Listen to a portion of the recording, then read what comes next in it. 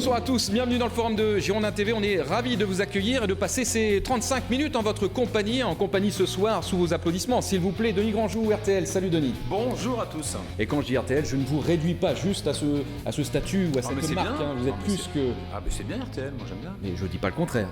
Et quand on dit Denis Grandjou RTL, c'est un peu réducteur. Oui, c'est tellement de choses. C'est tellement de choses derrière ça. Alain Baudron de Gold, Girondin TV également. Bonjour. The War Machine. Salut Alain, ça va ? Ça va, très bien. Eh oui, par Mons et par Vaux, pour assurer les duplex chaque journée de championnat, que ce soit pour Gold ou pour Girondin TV.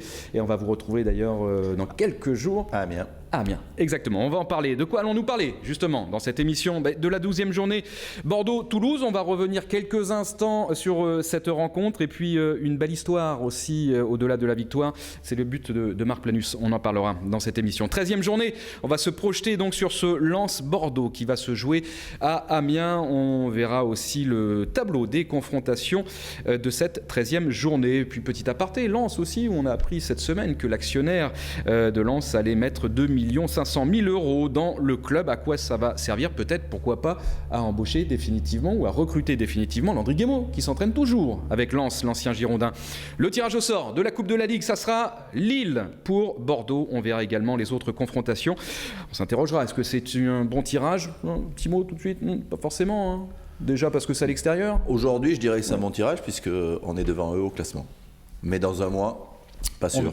On verra, et c'est surtout encore une fois un déplacement pour les Girondins de Bordeaux, décidément en Coupe de la Ligue. Oui. On est souvent à l'extérieur. La Coupe de France aussi. On reviendra également sur la Ligue des Champions avec le Paris Saint-Germain qualifié 1-0, 8e de finale assuré. Donc pour les hommes de Laurent Blanc, est-ce que ça en fait un des favoris au sacre final ? On s'interrogera sur ce plateau. Puis des focus. Vous avez choisi de parler de Benoît Chéroux. Oui, qui est on va dire, mis sur la touche de l'OM de façon fort peu élégante, je trouve. Donc on va en parler. Et qui a mis l'Olympique de Marseille, son ancien employeur, au prud'homme. On parlera d'Adriano aussi, l'ancien buteur brésilien recru du côté du Havre, avec une vidéo, celle de ses buts. Ça, c'est votre choix, Denis. On parlera de Yann M'Vila, qui est à l'Inter Milan et qui a été sanctionné pour des écarts de conduite, une fois encore. On le pensait ranger des voitures, c'est pas le cas. Bravo.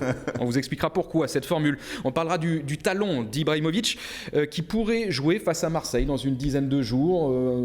Bon, à voir. C'est ce qui se dit. C'est ce qui se dit. On en parlera. Et puis enfin, de Louis Nicolin, qui fustige, qui stigmatise un peu ses recrues estivales. Mais pour l'heure, on retrouve Olivier Faure, le flash de Girondin TV.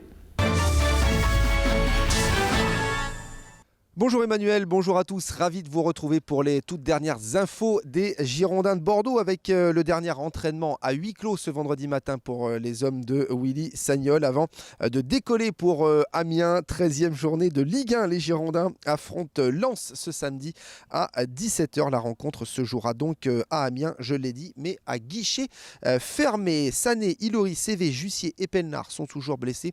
Ils manqueront donc la rencontre. En revanche, retour de Poco et de Nicolas Palois qui sera bien dans le groupe puisque la commission de discipline lui a infligé un match de suspension hier soir et ce match il l'a déjà purgé le week-end dernier. Les stats à présent, ça sera le 50e Lens-Bordeaux de toute l'histoire depuis 1946.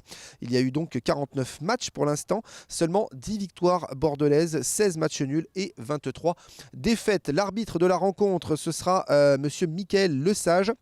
Il a déjà arbitré les Girondins de Bordeaux, mais c'était la saison dernière. Ça s'était soldé par un match nul face à Rennes. 2 buts partout. Enfin, on termine par une très très bonne nouvelle. Sachez que l'équipe de France jouera à Bordeaux.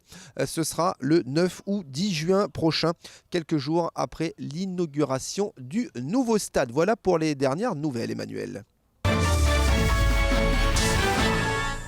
Merci Olivier. Retour donc sur la 12e journée de Ligue 1. C'est le premier thème de cette émission. La victoire des Girondins de Bordeaux face à Toulouse, c'était dimanche dernier.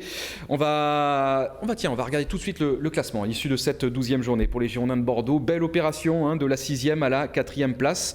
Égalité avec Saint-Etienne, mais meilleure différence de but. Juste un mot déjà sur ce classement, messieurs. Belle remontée. On a profité des nuls de Saint-Etienne et Nantes. Voilà. Et les deux équipes ont fait match nul. On est passé devant grâce à notre victoire. C'est un petit peu ce qu'on avait dit la semaine dernière. On avait fait des pronostics.